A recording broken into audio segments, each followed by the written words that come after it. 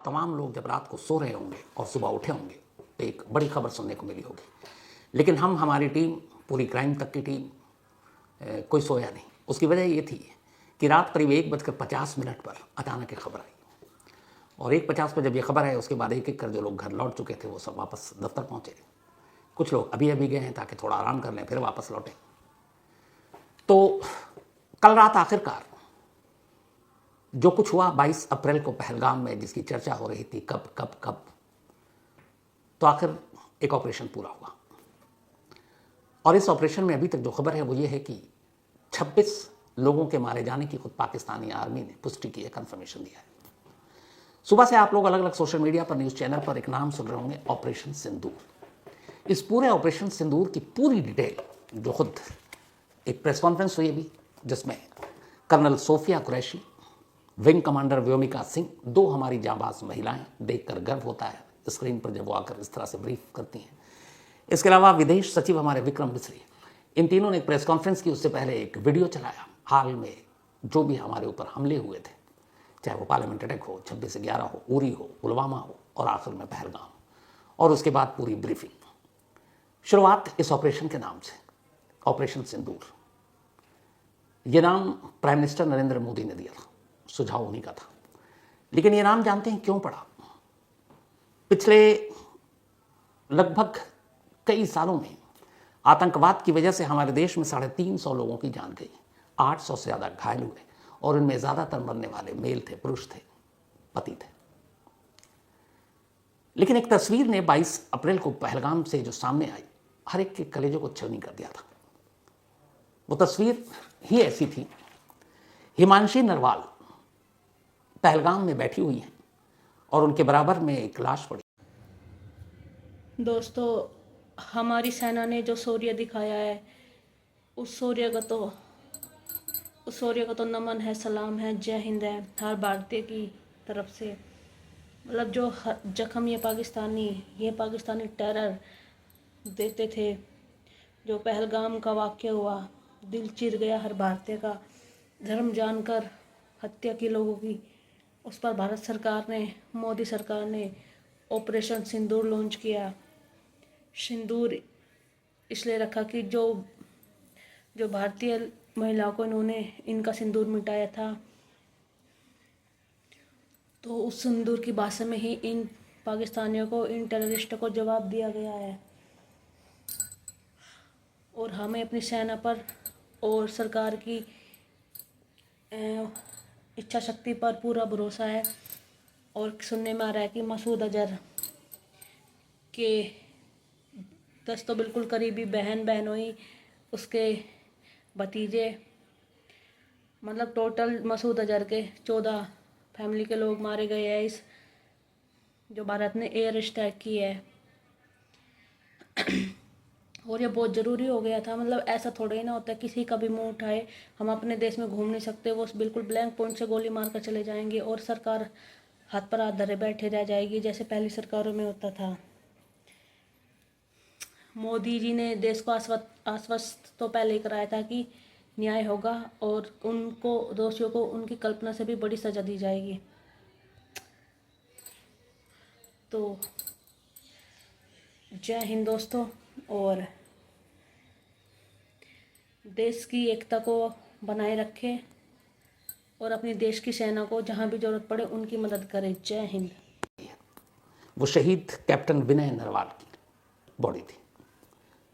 Captain Narwal navy में कुछ वक्त पहले उनकी शादी हुई थी, दोनों कश्मीर घूमने गए थे और पहलगाम के हमले में आतंकवादियों के गोली का वो शिकार हो गए। तो कैप्टन विनय नरवाल की बॉडी के पास उनकी वाइफ हिमांशी नरवाल बैठी हुई है, और ये तस्वीर पहलगाम अटैक की असल में एक सिंबॉलिक पिक्चर बन गई। जिसने भी देखा कलेजा फट गया। और यही वो तस्वीर थी जहां से इस नाम की बुनियाद पड़ी, ऑपरेशन सिंदूर। यानी वो हिमांशी नरवाल थी और उनके हस्बैंड की वो के पास जो वो बैठी हुई है, चेहरे पे कोई भाव नहीं, जैसे पता नहीं, कुछ समझ ही नहीं आ रहा क्या करें। वो एक तस्वीर सैकड़ों कहानियां एक साथ बयान कर रही थी। एक पत्नी जो कुछ वक्त पहले ही शादी के बंधन में बंधी थी और अचानक विधवा हो गई।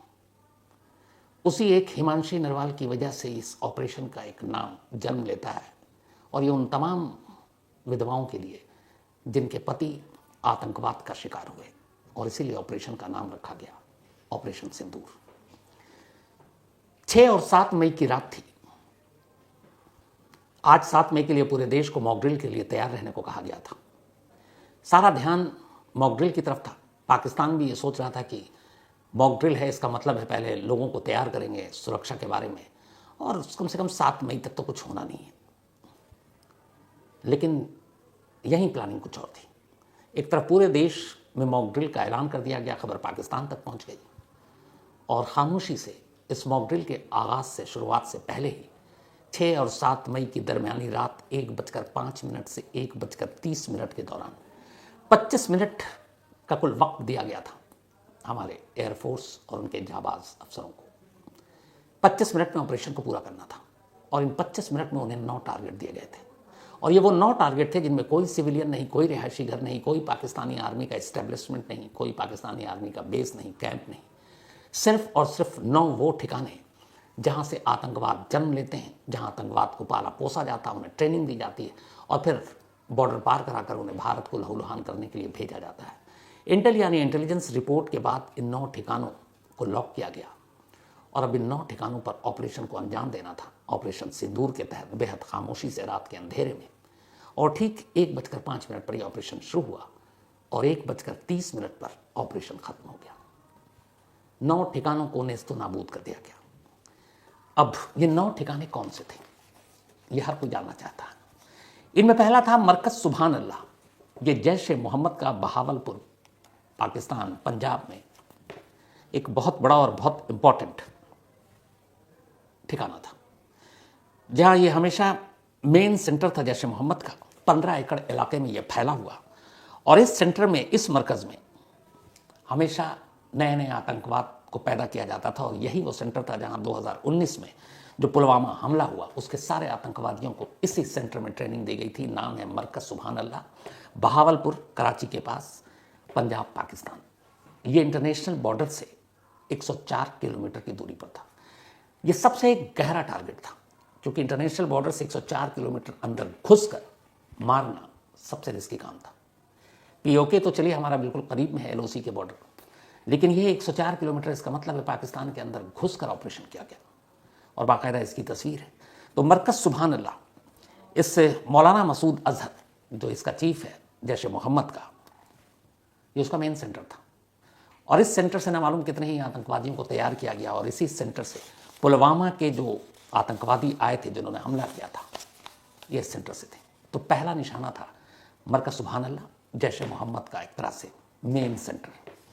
उसको निशाना बनाया गया और उसको तहस नहस कर दिया गया। कितने लोग मरे हैं इस मरकज़ के अंदर, फिलहाल गिनती पता नहीं। दूसरा टारगेट था मरकज़ तैयबा। ये लश्कर तैयबा का मुद्र के पंजाब में एक बहुत बड़ा सेंटर है। लश्कर वही है जो टीआरएफ, जिसने पहलगाम में हमला किया, जिम्मेदारी ली, उसी का एक शैडो ऑर्गेनाइजेशन है। सेकंड टारगेट जो दिया गया था वो ये मरकज़ तैयबा था, लश्कर तैयबा का एक बड़ा सेंटर, और ये इंटरनेशनल बॉर्डर से 18 किलोमीटर की दूरी पर था। 82 एकड़ में फैला हुआ है ये सेंटर, और इस 82 एकड़ में जो सेंटर है उसमें बहुत अलग अलग पढ़ाई भी सिखाई जाती है, ब्रेन वॉश भी किया जाता है, टेररिज्म भी तैयार किया जाता है।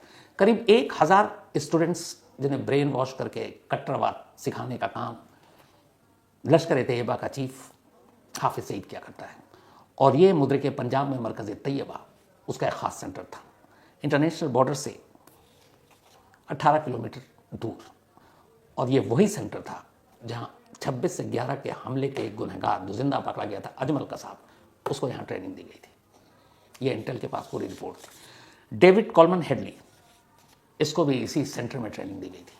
तो दो बड़े जिन्होंने 26 से 11 की साजिश रची और उसके हमले को अंजाम दिया, उनकी ट्रेनिंग का ये सेंटर था मरकज़ तैयबा। तो मरकज़ तैयबा में ये दूसरा अटैक किया गया, और इसमें भी भारी नुकसान हुआ। निशाना सटीक था, बिल्डिंग की जो तस्वीर आई है वो तहस नहस है। तो ये हुआ दूसरा। तीसरा टारगेट था सर्जल तेहरा कलां फैसिलिटी, जैश ए मोहम्मद का ये एक और सेंटर, इंटरनेशनल बॉर्डर से 6 किलोमीटर अंदर। ये शाकरगढ़ डिस्ट्रिक्ट नौरवाल पंजाब पाकिस्तान में है ये सेंटर। और इसकी जो मेन बिल्डिंग है, जैश ए मोहम्मद यहाँ पर ट्रेनिंग देता है और इसके अंदर अलग अलग तरह के ट्रेनिंग कैंप चलते हैं। ये भी जैश ए मोहम्मद का एक सेंटर है और यहाँ 18 बल्कि 6 किलोमीटर दूर घुसकर ऑपरेशन को अंजाम देना था। और इस जगह पर भी बहुत सारे मोहम्मद अदनान अली, मुफ्ती अब्दुल रऊफ असगर और ऐसे न जाने कितने थे, अली जान काशिफ, शाहिद लतीफ़, इन सबको यहीं पे पाला पोसा गया, इनको बड़ा किया गया और इनको तैयार किया गया कि जाओ हिंदुस्तान को लहूलुहान करो।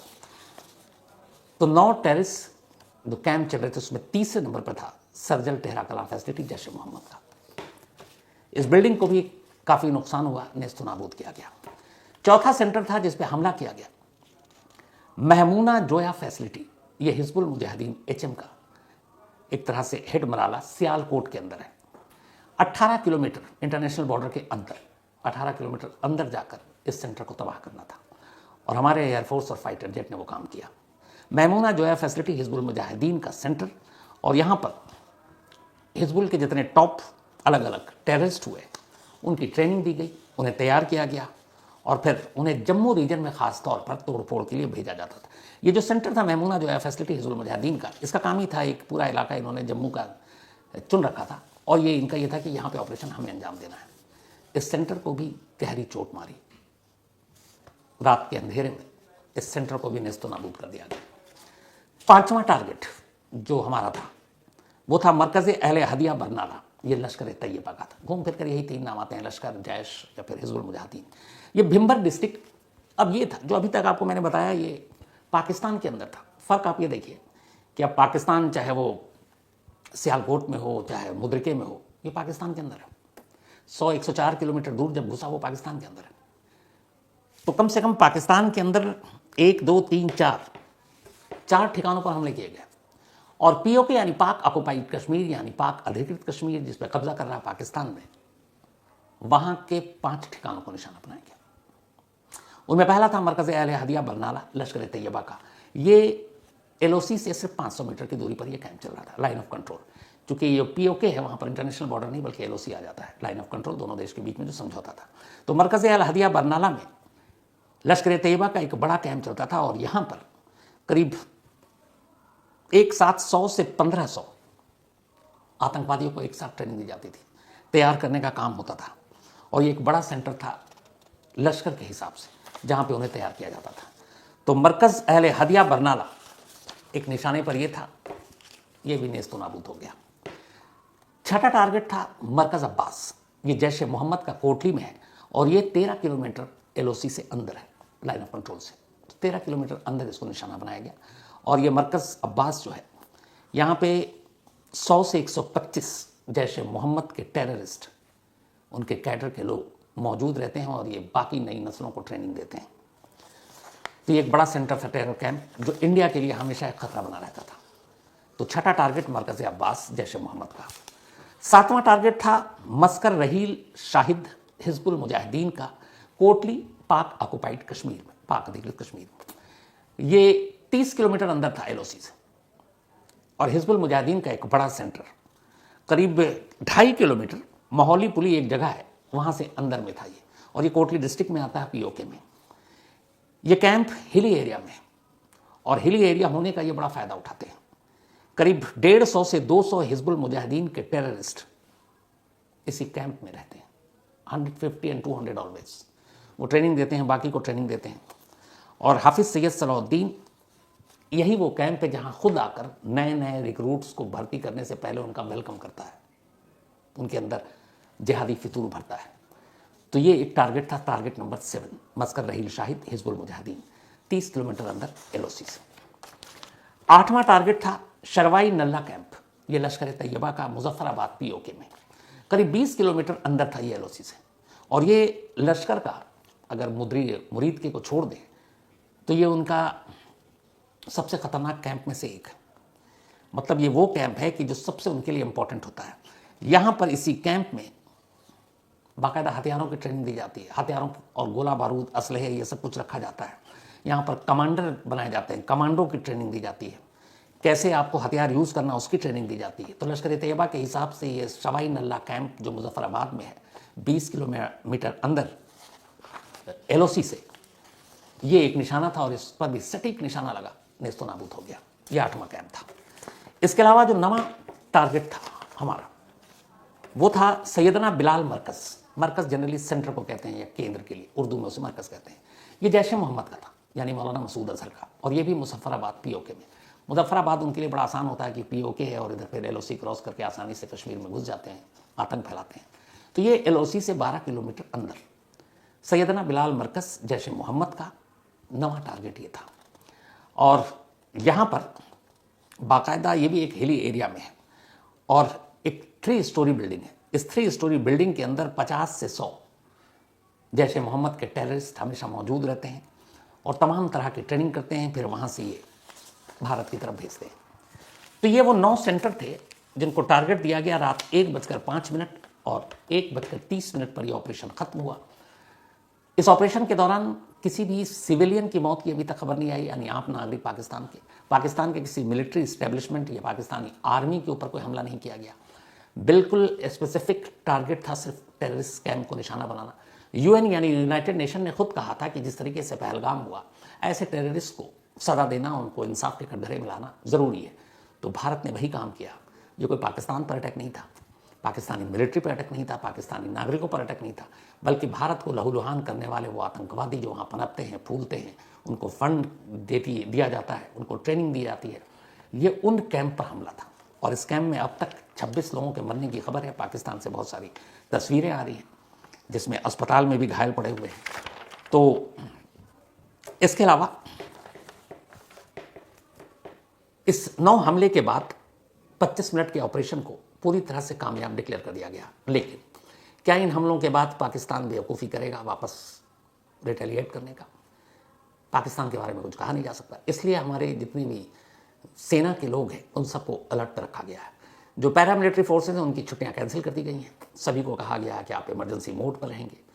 पूरे सरहद पर, इंटरनेशनल बॉर्डर पर, LOC पर सुरक्षा लगातार बढ़ा दी गई है और कोशिश यही है कि किसी भी तरह की जवाबी कार्रवाई का मुंह तोड़ जवाब दिया जाए।